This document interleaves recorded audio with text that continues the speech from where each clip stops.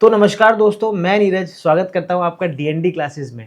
और ये हमारा साझेदारों का पूंजी खाता बनाने का दूसरा वीडियो है। इसके पहले हमने वीडियो में डिस्कशन करा था कि साझेदारों के पूंजी खाते किस किस तरीके से बनाए जाते हैं। उसमें हमने देखा कि स्थिर पूंजी से साझेदारों का पूंजी खाता बनता है और परिवर्तनशील से भी साझेदारों का पूंजी खाता बनता है। तो लास्ट वीडियो में जो हमने डिस्कशन करा था, जो हमने आपको समझाया था, वो समझाया था कि किस तरीके से परिवर्तनशील पूंजी विधि के अंदर आपका साझेदार का पूंजी खाता बनेगा। अब लास्ट वीडियो में हमने आपको समझा तो दिया था, पर अब हम क्या करते हैं, पहले उसका एक क्वेश्चन कर लेते हैं एनसीईआरटी का। और क्वेश्चन करने के बाद 1-2 क्वेश्चन हम कर देंगे, उसके बाद में 2-3 क्वेश्चन आप प्रैक्टिस कर लेंगे। तो यहाँ पर ये एक जो मेथड है, इसके क्वेश्चन अपने पक्के हो जाएंगे। इसके बाद में फिर अपन शिफ्ट करेंगे सेकंड मेथड की तरफ, जो कि है स्थिर पूंजी विधि। तो यहाँ पर हम क्या करते हैं, एक एनसीईआरटी का क्वेश्चन नंबर 5th है आपका, वो यहाँ पर हम देखेंगे। तो फिर दोस्तों शुरू करते हैं बिना किसी देरी के। तो फिर चलें। तो यहाँ पर मेरे दोस्तों हम एनसीईआरटी का आपका जो क्वेश्चन नंबर 5 है वो यहाँ पर देख लेते हैं। देखते हैं ये क्वेश्चन क्या बोलता है। इसमें बोलता है राखी और शिखा दो साझेदार हैं। एक तो है राखी और एक है शिखा। दो साझेदार हैं जिन्होंने क्या लगा रखी है, 2 लाख रुपए की पूंजी लगा रखी है राखी ने, और शिखा ने लगा रखी है मेरे दोस्तों 3 लाख रुपए की पूंजी। आगे ये बोल रहा है कि वर्ष की समाप्ति 2015-16 पर लाभ 23,200 रुपये। इनको क्या हुआ है मेरे दोस्तों, प्रॉफिट हुआ है यहाँ पर 23,200 रुपये का।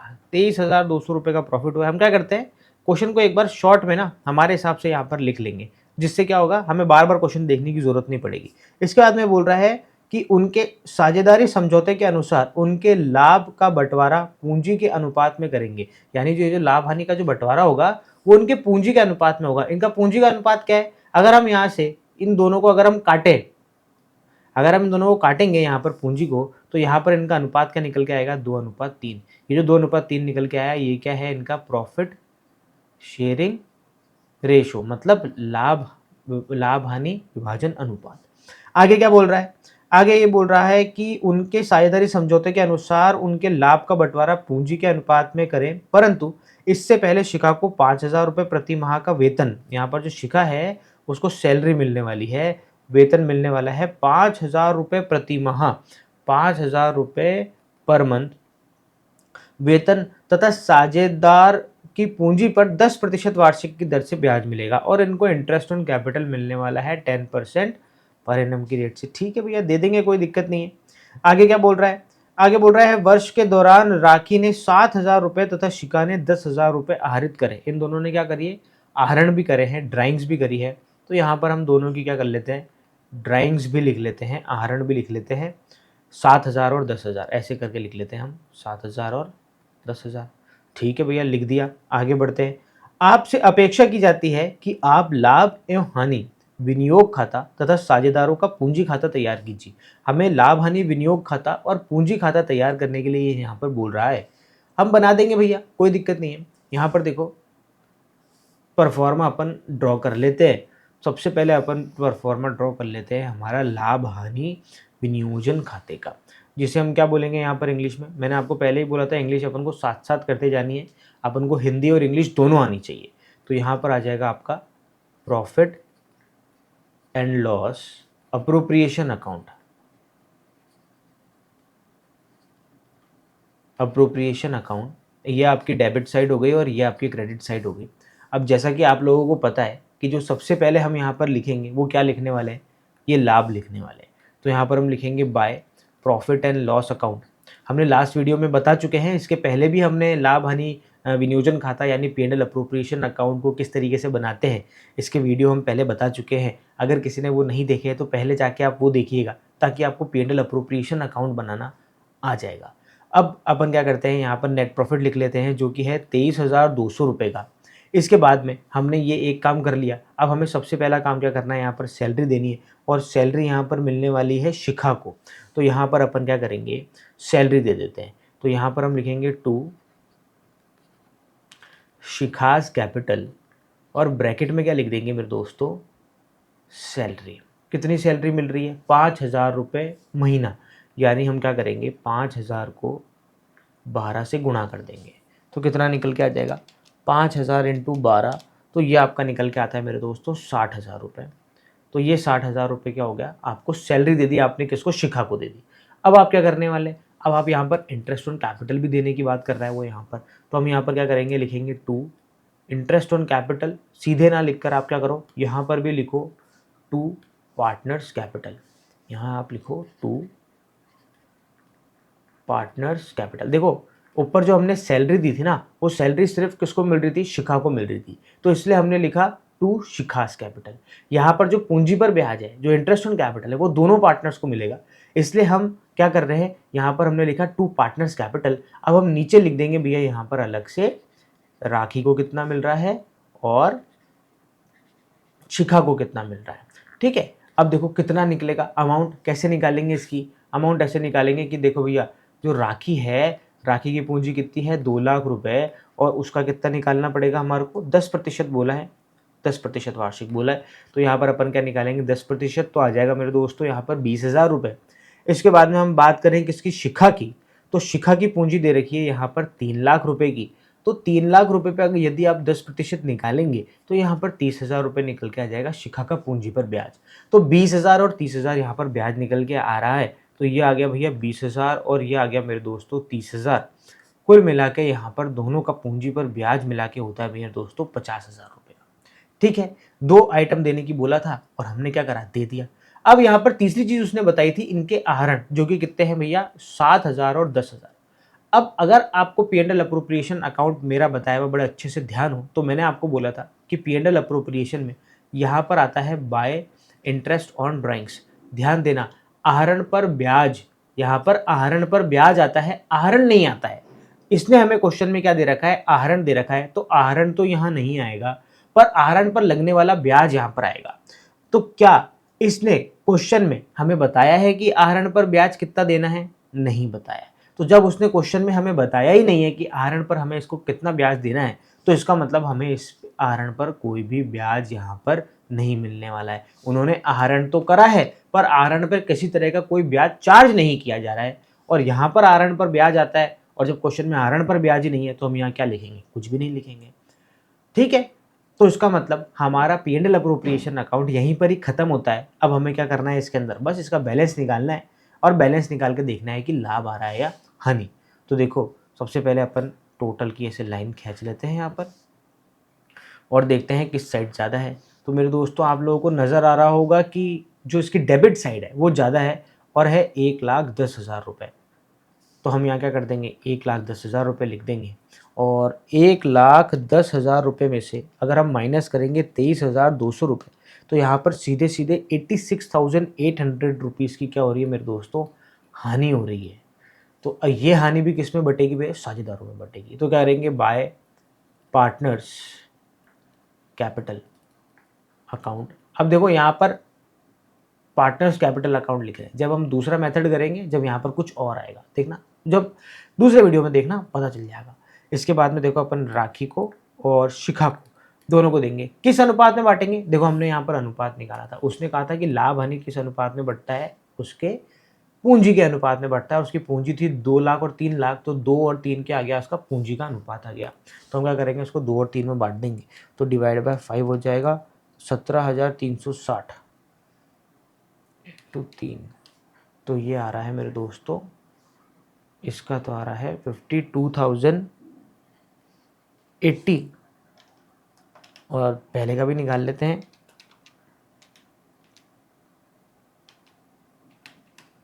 तो मेरे दोस्तों ये आ रहा है 34,720, 34,720 ये आ गया भैया इसका, दोनों मिला के यहाँ पर 86,800 यहाँ पर हो जाते हैं।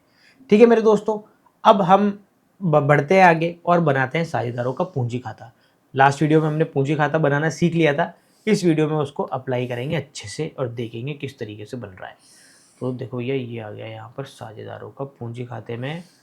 आपको पता ही है, जैसे कि हम दो साझेदारों का पूंजी खाता बना रहे हैं, तो यहाँ पर जो अमाउंट वाले कॉलम होंगे वो कितने होंगे मेरे दोस्तों, 2 होंगे। ये आ गया और ये हो गया यहाँ पर।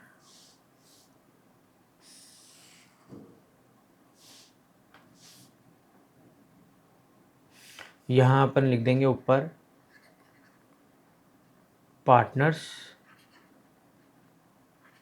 कैपिटल अकाउंट, इधर क्या लिख देंगे अपन पर्टिकुलर, और यहाँ पे अपन लिख देंगे राखी, और यहाँ पर लिख देंगे साक्षी।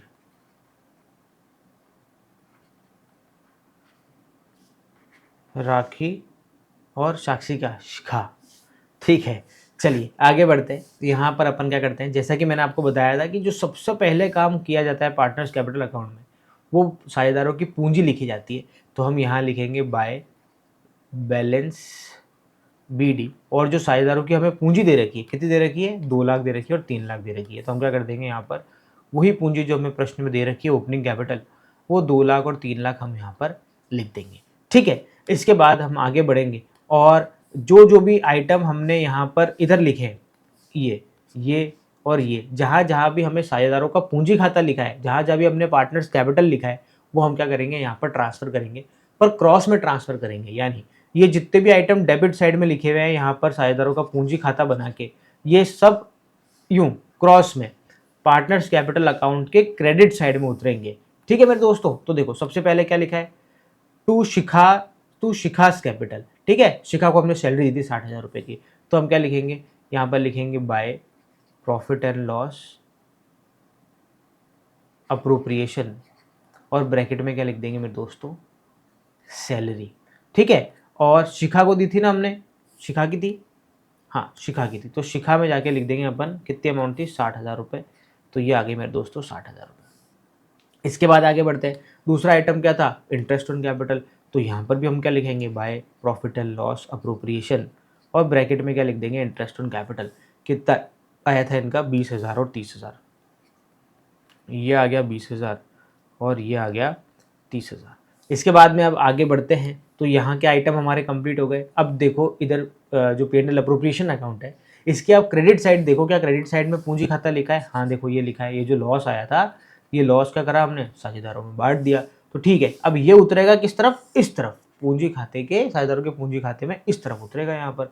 ठीक है भैया, चलो उतार देते हैं। यहाँ पर आ जाएगा क्या, बाय प्रॉफिट, ये भी हम प्रॉफिट एंड लॉस अप्रोप्रिएशन से उतार रहे हैं, तो यहाँ profit and loss appropriation, bracket में क्या लिख देंगे, लॉस लिख देंगे। कितनी कितनी अमाउंट आ जाएगी, 34,720, 34,720, और दूसरे पार्टनर की आ जाएगी 52,080, 52,080।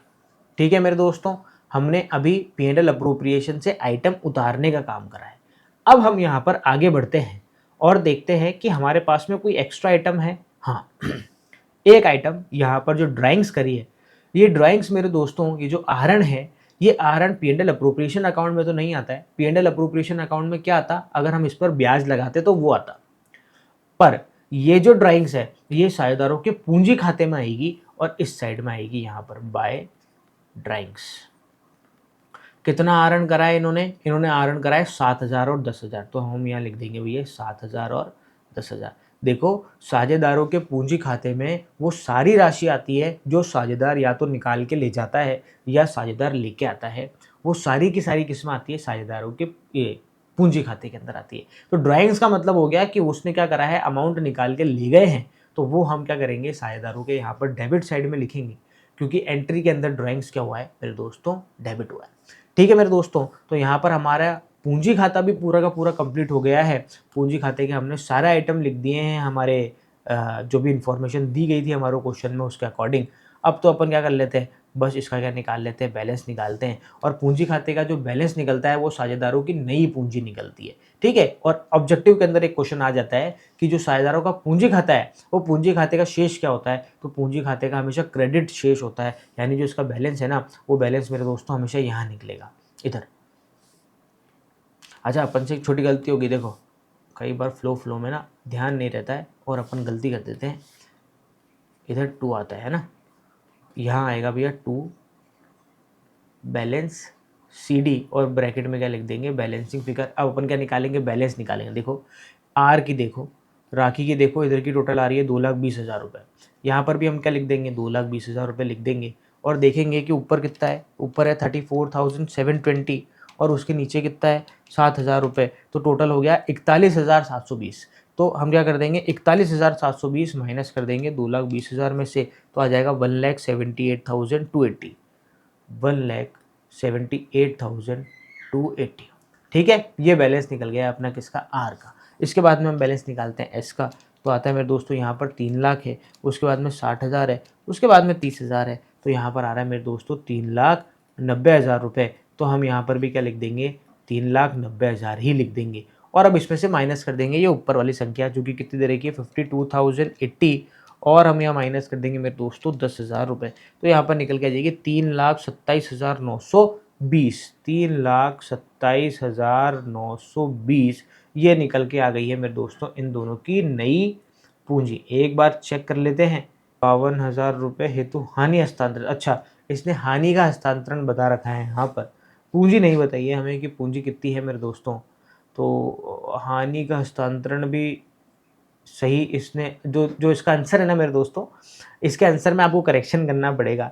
देखो इसकी आई है 34,720, अपना देखो 34,720 यहाँ पर आया है, 34,720 यहाँ पर आया, बिल्कुल सही आया है।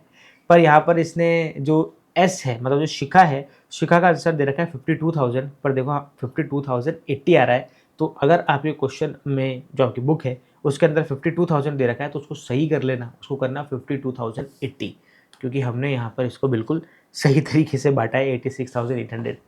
तो मेरे दोस्तों हमने यहाँ पर एनसीईआरटी का एक क्वेश्चन कर लिया है। अब हम देखते हैं यहाँ पर एनसीईआरटी का एक और क्वेश्चन अगर बैठता है तो हम यहाँ पर एक और क्वेश्चन कर लेते हैं, ठीक है।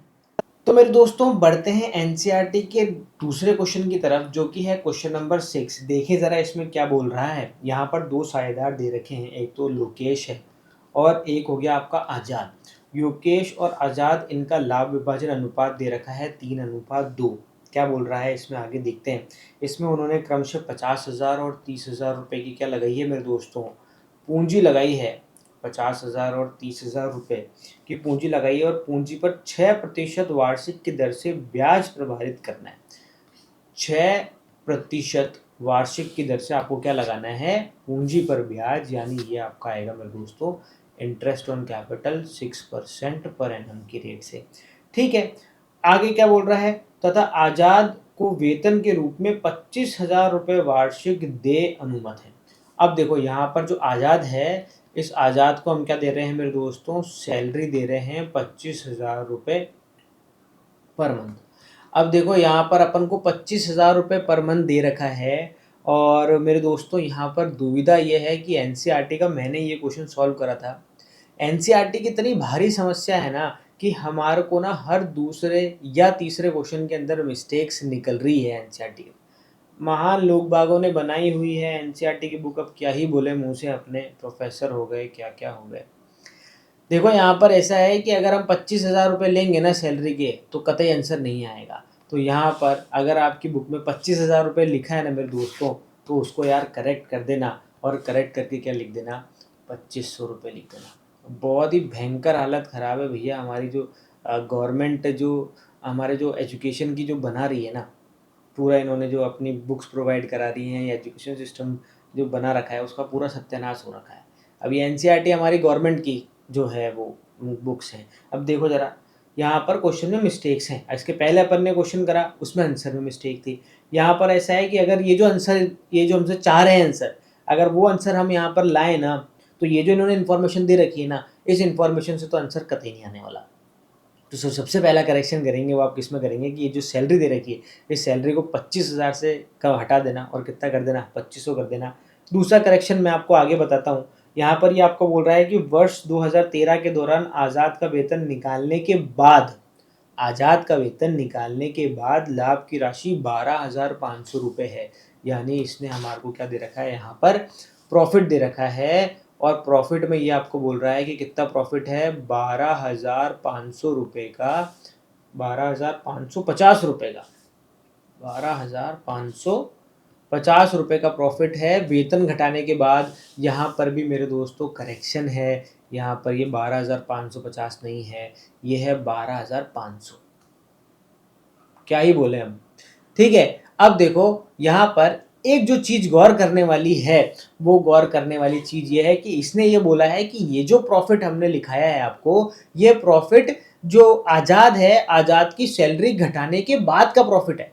अब आप बोलोगे सर इसमें अजीब क्या है? देखो मेरे दोस्तों, अजीब इसमें ये है कि जब हम P and L appropriation account बनाते हैं तो थोड़ा सा देखना, हम यहाँ पर क्या लिखते हैं, नेट प्रॉफिट लिखते हैं। सबसे पहले हम क्या लिखते हैं, नेट प्रॉफिट लिखते हैं। नेट प्रॉफिट लिखने के बाद अब अगर हमारे किसी साझेदार को पूंजी पर ब्याज देना है तो हम फिर पूंजी पर ब्याज देंगे। इसके बाद में अगर किसी साझेदार को सैलरी देनी है तो फिर सैलरी देंगे। अगर किसी साझेदार को कमीशन देना है तो फिर यहाँ पर कमीशन देंगे। हम बाद में देते हैं, यानी जितना भी कमीशन, सैलरी या इंटरेस्ट ऑन कैपिटल मिलता है वो सारा यहाँ पर लाभ लिखने के पश्चात मिलता है, बाद में मिलता है। पर यहाँ पर इसने क्या करा, यहाँ पर ये बोल रहा है कि ये जो 12,500 रुपए हैं, इस 12,500 रुपए में जो ए की सैलरी है, जो आज़ाद की सैलरी है, वो आज़ाद की सैलरी इसने पहले ही माइनस कर दी। अरे यार पहले क्यों माइनस करी? पहले माइनस करने का नहीं है, तो इसलिए क्या करेंगे, हम इस प्रॉफिट को क्या करेंगे, सही करेंगे। और सही कैसे करेंगे, हम यहाँ पर 12,500 में जो आज़ाद की सैलरी है 2,500 रुपये की, वो दोबारा से क्या कर देंगे, जोड़ देंगे। तब हमारा क्या निकल के आएगा, सही प्रॉफिट निकल के आएगा। और तब हमारा प्रॉफिट कितना निकल के आएगा, इसमें हम जोड़ देते हैं तो प्रॉफिट निकल के आ रहा है मेरे दोस्तों कितना, 15,000 रुपये निकल के आ रहा है। पर हमारा सवाल यहीं पर ही खत्म नहीं होता, आगे भी एक लाइन और बच रही है, उसे भी पढ़ ही लेते हैं। इसमें बोल रहा है कि इसमें लाभ की राशि का 5% का भाग कमीशन के रूप में मैनेजर को दे है। लाभ के विभाजन को दर्शाने वाला खाता तथा साझेदारों का पूंजी खाता तैयार कीजिए। यहाँ पर इसने एक मैनेजर कमीशन करके नई चीज बोल दी है, जो कि हमारे को कितना प्रतिशत देना है, 5% देना है मेरे दोस्तों। तो यहाँ पर देखना, मैंने आपको P and L appropriation account का जो परफॉर्मा बनाया है उसमें मैंने गिनती के आइटम लिखाए थे, और लिखाते वक्त ये भी बोला था कि इनमें से एक आइटम भी एक्स्ट्रा नहीं आएगा, यानी इन 6 आइटम के अलावा कोई 7वां आइटम नहीं आएगा इसके अंदर। मेरे दोस्तों manager commission P and L appropriation का आइटम है ही नहीं। वो किसका आइटम है, पी एंड एल का आइटम है। यानी ये जो नेट प्रॉफिट दे रखा है ना, इस नेट प्रॉफिट में वो मैनेजर कमीशन ऑलरेडी लेस हुआ होना चाहिए था। पर यहाँ पर ये बोल रहा है कि कमीशन दे है मतलब उसने अभी तक मैनेजर को कमीशन दिया नहीं है। अब क्या करें भैया, अब हम मैनेजर कमीशन दे देंगे, पर हम यहाँ पर पी एंड एल अप्रोप्रिएशन में उसको नहीं दिखाएंगे। हम क्या करेंगे, ये जो हमारा नेट प्रॉफिट है, इस नेट प्रॉफिट में ही क्या कर देंगे, मैनेजर कमीशन को माइनस कर देंगे, जो कि है 5% इस प्रॉफिट का। बोलो भैया मेरी बात समझ में आ रही है? यहाँ पर कुछ चीज़ें होती है, जैसे मैं आपको बताता हूँ। मैनेजर कमीशन हुआ, रेंट हुआ, वो रेंट बिल्डिंग का हो सकता है, किसी का भी रेंट हो सकता है, वो रेंट हुआ। ये दोनों आइटम जो नेट प्रॉफिट हम लिखते हैं ना, इस नेट प्रॉफिट में माइनस हुए हुए होने चाहिए पहले से, क्योंकि ये जो दोनों आइटम है वो कौन से खाते के हैं, लाभ हानि खाते के। तो यहाँ पर ये जो नेट प्रॉफिट निकलता है ये लाभ हानि खाते से निकलता है, यानी जो नेट प्रॉफिट है वो मैनेजर कमीशन और रेंट घटाने के पश्चात निकलता है। तो अगर आपने यहाँ पर जो नेट प्रॉफिट दे रखा है उसमें अगर ये आइटम घटा हुआ नहीं है किसी कारण से, तो हम क्या करेंगे, घटाएंगे। ठीक है, उसको सही करेंगे प्रॉफिट को।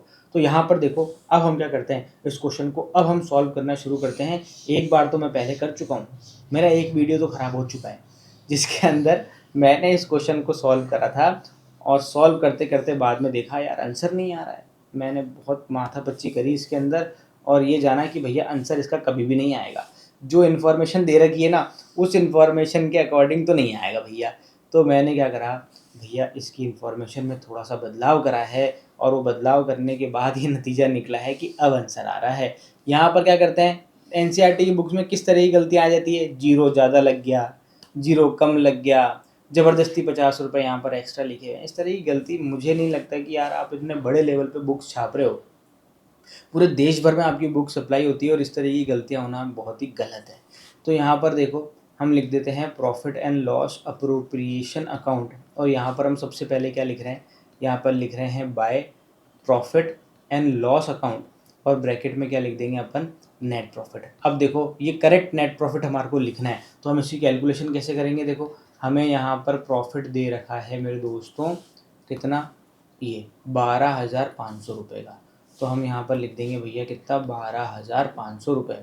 अब हमें क्या करना है, सबसे पहले इसमें ऐड कर देते हैं सैलरी आज़ाद की, जो कि हमने ज़बरदस्ती पहले ही माइनस कर दी थी, अब हम उसे सही करेंगे और दोबारा से क्या कर देंगे, जोड़ देंगे, जो कि कितनी है, 2500 रुपये की है। तो ये आ गया 15,000 रुपये का क्या आपका एक्चुअल प्रॉफिट। अब भैया क्या दिक्कत है, इसमें मैनेजर कमीशन भी माइनस होना चाहिए था, मैनेजर कमीशन माइनस उसने नहीं करा, तो मैनेजर कमीशन हम यहाँ पर माइनस करेंगे। और उसने बोला कि मैनेजर कमीशन 5% दिया जाएगा प्रॉफिट का, तो प्रॉफिट है हमारे 15,000, और 15,000 का हम क्या निकाल लेंगे, यहाँ पर 5% निकाल लेंगे। देखें ज़रा, 15,000 रुपये का 5% कितना आता है, 750। यहाँ पर 15,000 का 5% आ रहा है, वो जब घटा देंगे तो 14,250 आपका अब भैया फाइनल जो है वो प्रॉफिट निकल के आ गया है। और ये फाइनल प्रॉफिट हम क्या करेंगे, यहाँ पर यहाँ लिखेंगे 14,250। ठीक है मेरे दोस्तों, अब क्या करना है आगे, अब हम हमारा क्वेश्चन शुरू कर सकते हैं। क्वेश्चन शुरू कर सकते हैं मतलब जो जो आइटम उसने देने का बोला था वो हम दे देंगे। सबसे पहला आइटम उसने देने का बोला था कि साझेदारों को उनकी पूंजी पर ब्याज दे दो, तो ठीक है दे देते हैं। यहाँ पर हम लिखते हैं 2 पार्टनर्स कैपिटल, और यहाँ पर एल का और ए का, यानी जो एल से कौन है, लक्ष्य है क्या, लोकेश है शायद, नाम ही भूल जाता हूँ, अभी देख लेते हैं। तो यहाँ पर लोकेश, तो लोकेश की 50,000 रुपये की पूंजी थी, और 50,000 रुपये की पूंजी पर अगर हम 6% निकालेंगे तो मेरे हिसाब से मेरे दोस्तों 3,000 रुपये निकल के आएंगे। इसके बाद में अगर आज़ाद की 3,000 रुपये पर अगर हम 6% निकालेंगे तो 1,800 रुपये निकल के आएंगे। ऐसे 4,800 रुपये की इनका पूंजी पर ब्याज निकल के आ जाएगा। यहाँ पर लिख देंगे इंटरेस्ट ऑन कैपिटल। इसके बाद में हमें सैलरी देनी है, वेतन देना है किसको, आज़ाद को, तो यहाँ पर लिखेंगे आज़ाद कैपिटल, और ब्रैकेट में क्या लिख देंगे मेरे दोस्तों, सैलरी। अब देंगे यहाँ पर इसको सैलरी, यहाँ मिलनी है। देखो अगर हम पहले ही अगर हम इसको करेक्ट नहीं करते, मतलब अगर ये माइनस हुआ रहता पहले से नेट प्रॉफिट के अंदर, फिर हम दोबारा यहाँ पर लिख देते तो भैया 2 बार माइनस हो जाता। वो एक तो पहले से लेस हो रखा है वो अलग, फिर तुम दोबारा एक बार और उसको माइनस कर दोगे अलग, तो भैया 2 बार दोनों दिए सैलरी, सैलरी तो हमने एक ही बार दी है उसको।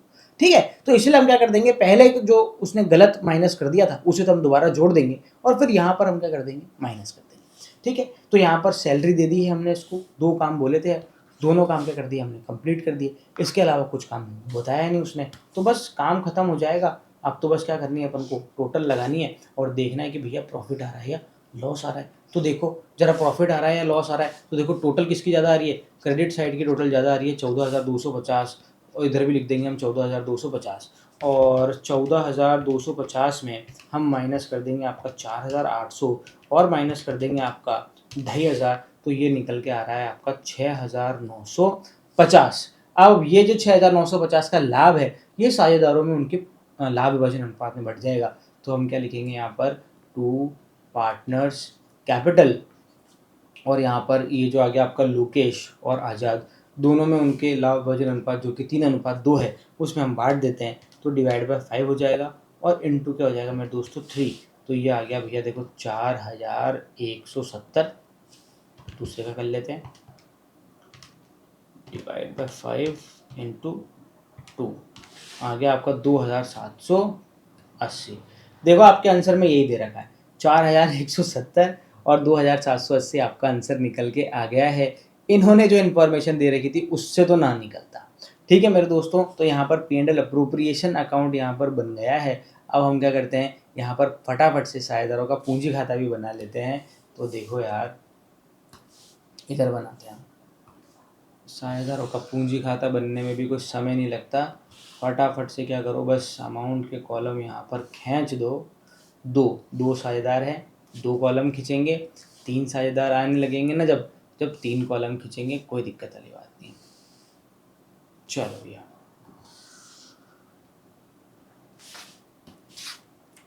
यहाँ पर आ जाएगा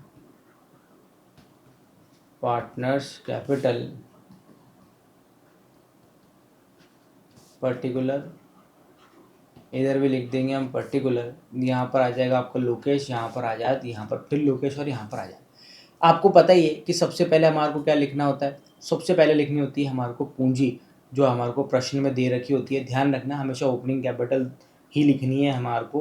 तो यहाँ पर 50,000 रुपये और 30,000 रुपये की हमारे को पूंजी दे रखी है। अब हमारे को क्या करना है, ये जो हमने P&L अप्रोप्रिएशन अकाउंट बनाया था, जो जो डेबिट साइड थी, इस डेबिट साइड के जितने भी आइटमों में हमने कैपिटल लिख रखा है, तीनों ही आइटम में कैपिटल लिख रखा है, ये सारी ट्रांसफ़र किस तरफ होएगी, साझेदारों के पूंजी खाते के क्रेडिट साइड में ट्रांसफ़र हो जाएगी सारी की सारी चीज़ें। देखो कैसे ट्रांसफ़र करेंगे। यहाँ पर सबसे पहला क्या है, साझेदारों का इंटरेस्ट ऑन कैपिटल। तो हम क्या लिखेंगे यहाँ पर, यहाँ लिखेंगे by profit and loss appropriation, और यहाँ पर क्या लिखेंगे, इंटरेस्ट ऑन कैपिटल, जो कि हमने निकाला था 3000 और 1800 रुपये।